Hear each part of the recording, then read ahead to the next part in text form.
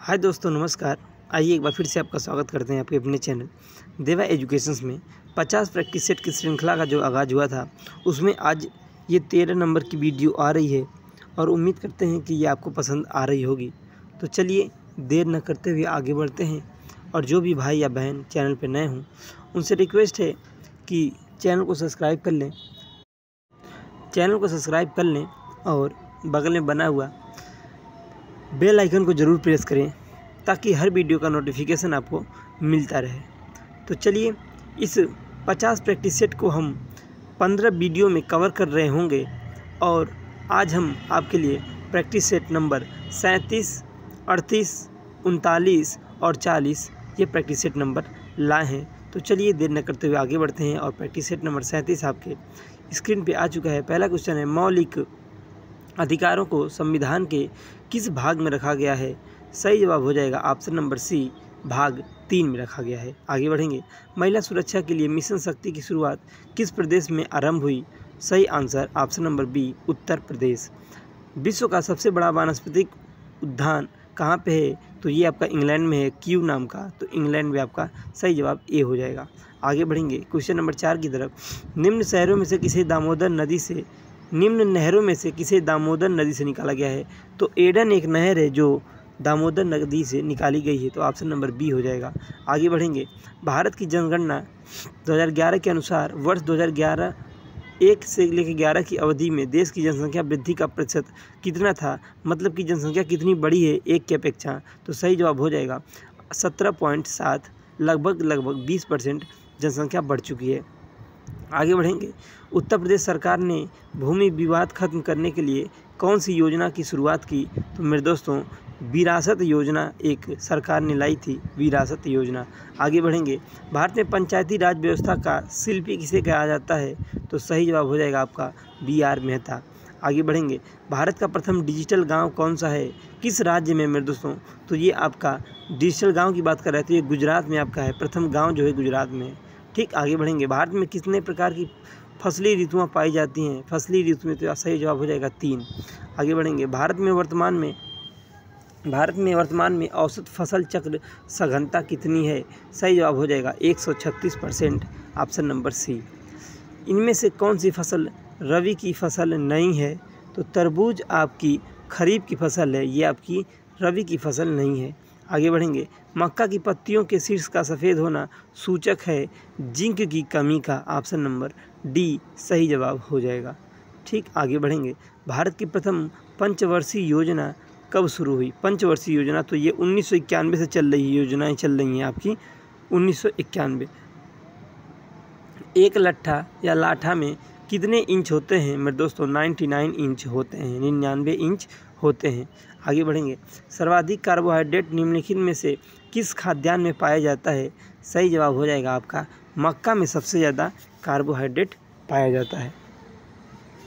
एक धूर किसके बराबर होता है? जब हम गट्ठा का गट्ठा में मल्टीप्लाई कर देते हैं तो वो धूर बन जाता है, मतलब कि गट्ठा का स्क्वायर। आगे बढ़ेंगे। थायमीन की सर्वाधिक मात्रा वाला फल कौन सा है? थायमीन तो ये आपका काजू में सबसे ज़्यादा पाया जाता है, ऑप्शन नंबर सी हो जाएगा। चलेंगे आगे। तबीयत थोड़ी सही नहीं है लेकिन आपके लिए वीडियो हम ला रहे हैं, तो वीडियो को ज़रूर लाइक मेरे दोस्तों करिएगा। आगे बढ़ते हैं। सीमांत कृषक किसे कहा जाता है? तो सही जवाब हो जाएगा ऑप्शन नंबर ए, 1 हेक्टेयर से कम भूमि वाले कृषक को सीमांत कहा जाता है। आगे बढ़ेंगे।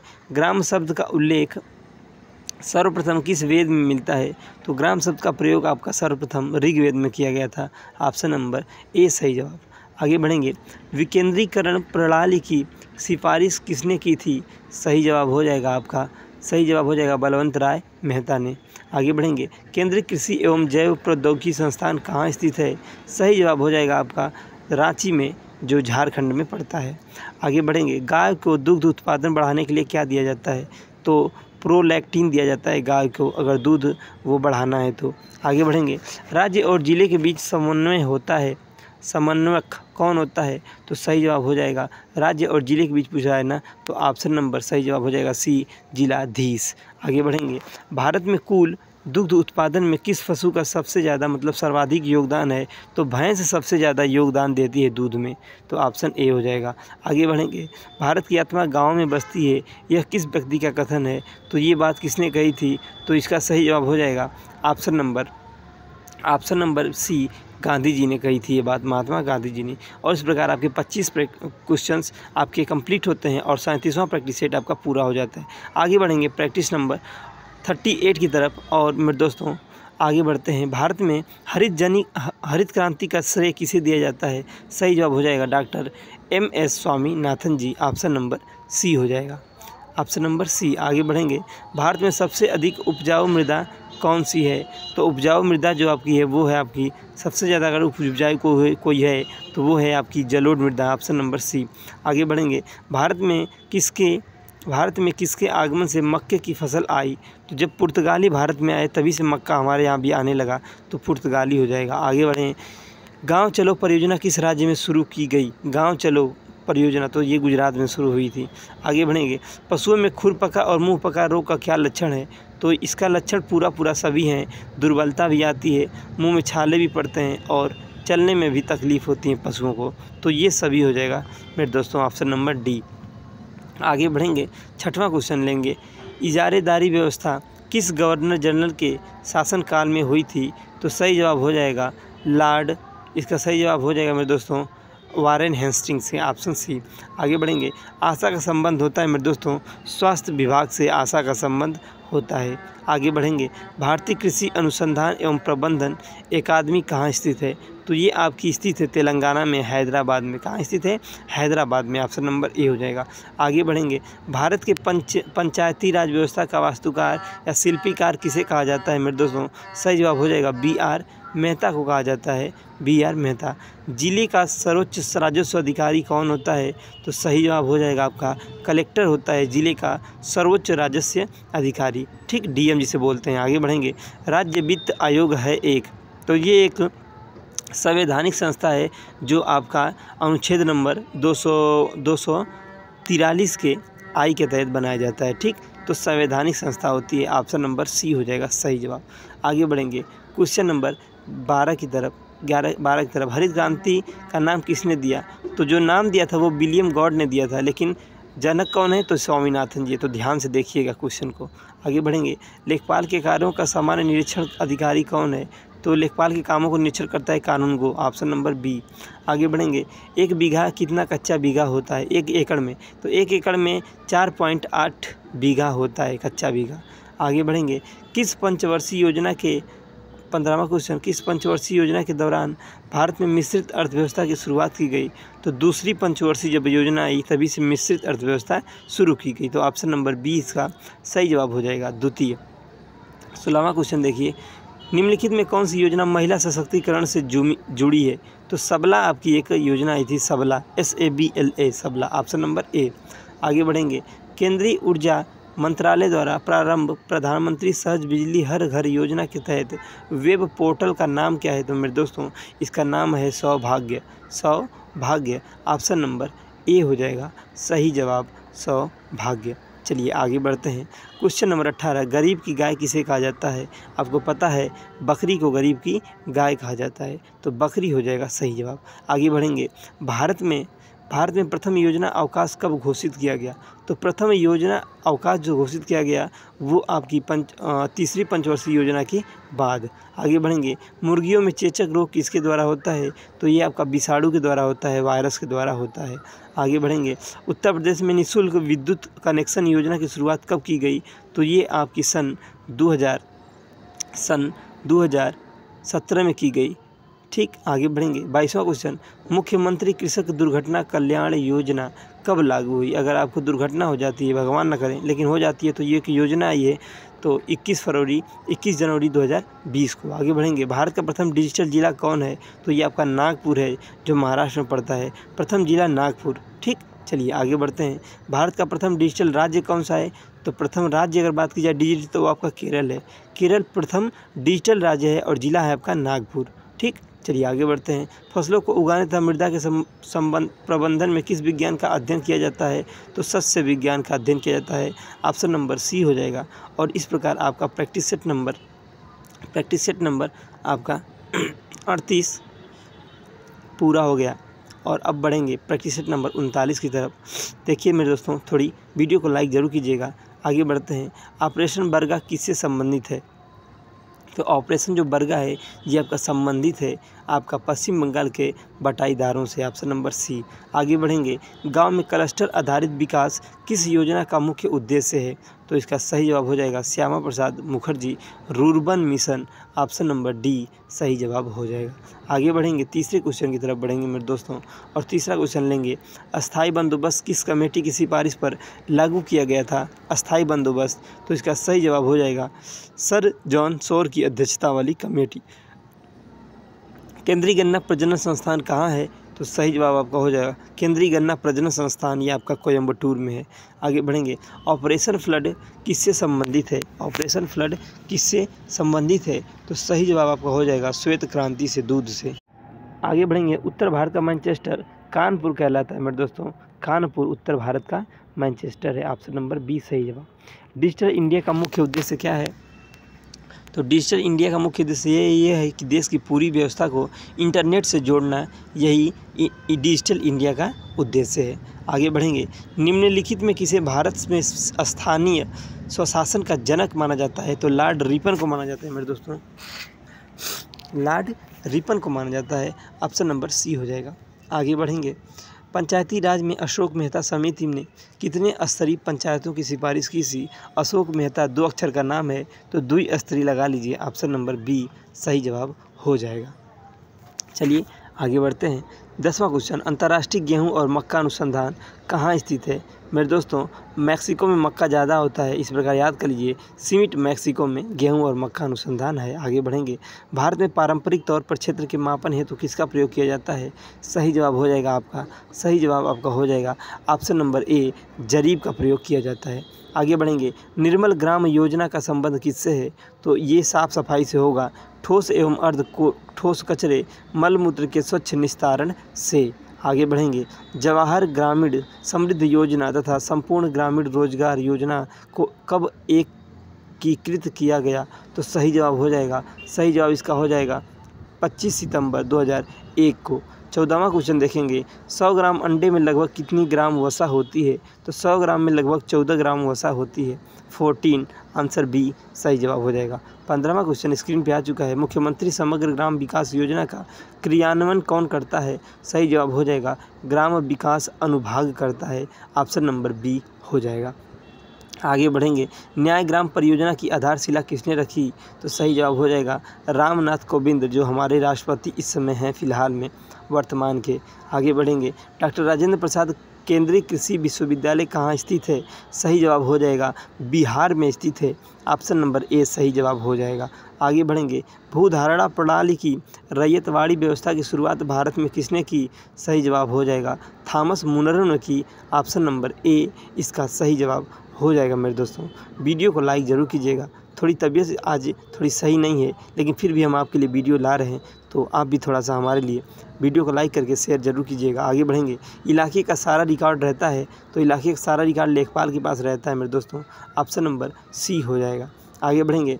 राष्ट्रीय विकास परिषद में कौन शामिल होता है?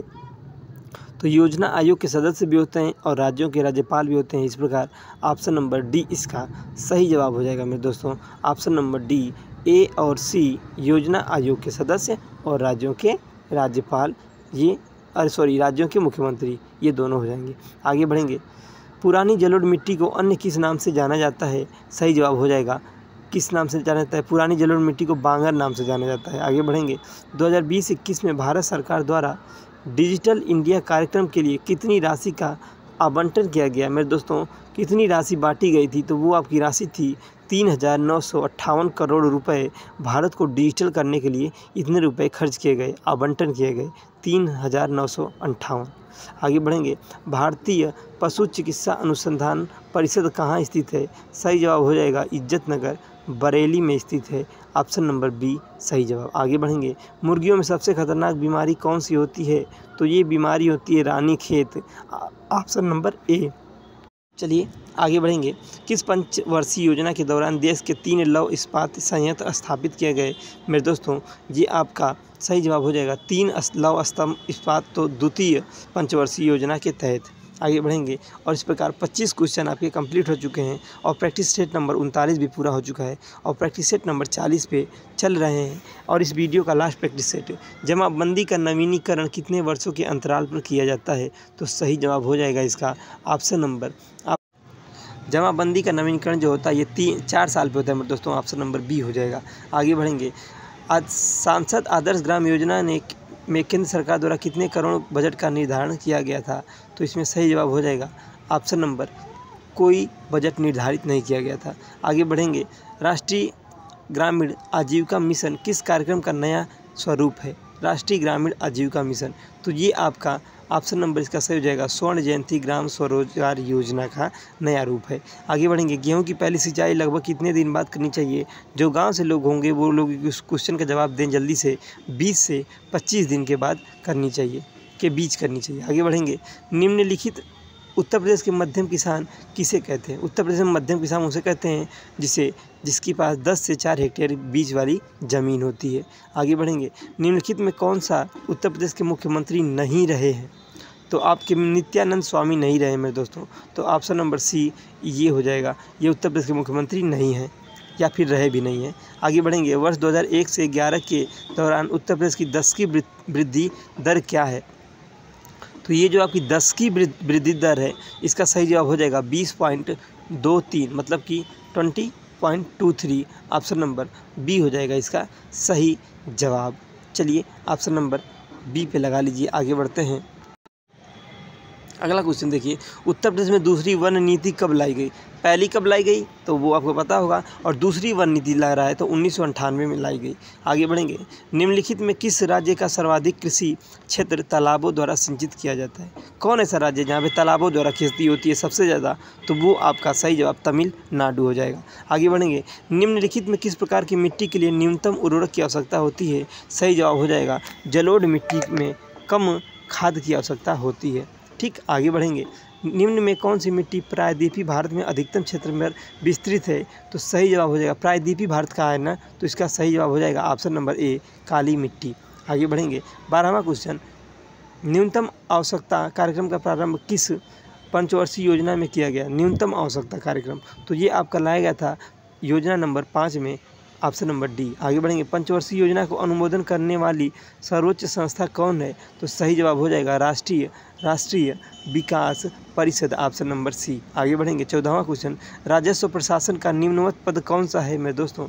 निम्नवत मतलब सबसे छोटा पद पूछा है, तो सही जवाब हो जाएगा आपका ऑप्शन नंबर डी पटवारी या लेखपाल। आगे बढ़ेंगे। क्वेश्चन नंबर 15 में निम्नलिखित में किसे लोकतंत्र की पाठशाला कहा जाता है मेरे दोस्तों? तो लोकतंत्र की पाठशाला स्थानीय स्वायत्त शासन संस्थाओं को कहा जाता है। उत्तर प्रदेश को कितने जलवायु क्षेत्रों में बांटा गया है? तो इसका सही जवाब हो जाएगा ऑप्शन नंबर सी 9 जलवायु क्षेत्रों में बांटा गया है। राष्ट्रीय स्तर पर नेशनल ई गवर्नेंस प्लान की घोषणा कब की गई? तो सन 2006 में की गई, ऑप्शन नंबर सी हो जाएगा। आगे बढ़ेंगे। ग्रामीण किसानों की आय को दोगुना करने के लिए केंद्र सरकार द्वारा दी गई अवधि तो दी गई थी 2022 दी गई थी, लेकिन ऐसा हुआ नहीं। आगे बढ़ेंगे।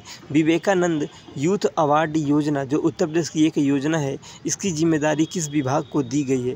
मेरे दोस्तों विवेकानंद यूथ अवार्ड योजना, इसकी जो जिम्मेदारी दी गई थी, ये आपका जिम्मेदारी दी गई थी, सही जवाब हो जाएगा युवा कल्याण विभाग और प्रांतीय रक्षक दल दोनों को, तो ए और बी दोनों जवाब हो जाएगा।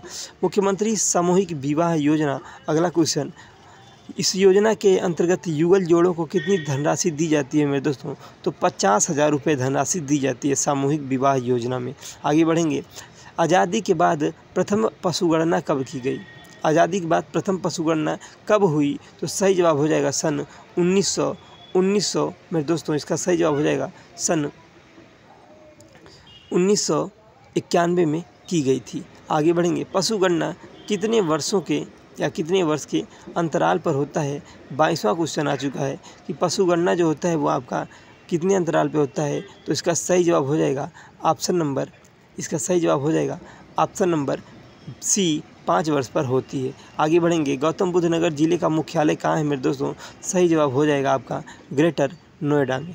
आगे बढ़ेंगे 24वें क्वेश्चन की तरफ, और 24वां क्वेश्चन, राष्ट्रीय स्तर पर उत्तर प्रदेश का कुल जनसंख्या परसेंट है, मतलब राष्ट्रीय स्तर पर उत्तर प्रदेश की जनसंख्या कितनी है? तो सही जवाब हो जाएगा आपका 16.51%। और इस प्रकार हम लास्ट क्वेश्चन पे पहुंचने वाले हैं। क्वेश्चन नंबर 25 पे चलेंगे हम लोग मेरे दोस्तों, और 25 क्वेश्चन आ चुका है। उत्तर प्रदेश में मनरेगा का क्रियान्वयन कितने चरणों में किया जाता है? सही जवाब हो जाएगा ऑप्शन नंबर बी, 3 चरणों में किया जाता है। और इस प्रकार हम लोग प्रैक्टिस सेट को पूरा कर चुके हैं। उम्मीद करते हैं कि ये वीडियो आपको पसंद आई होगी, और हमारे चैनल को सब्सक्राइब करना ना भूलें, ठीक।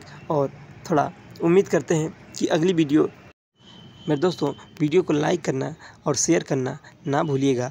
और आपका वीडियो देखने के लिए बहुत बहुत धन्यवाद।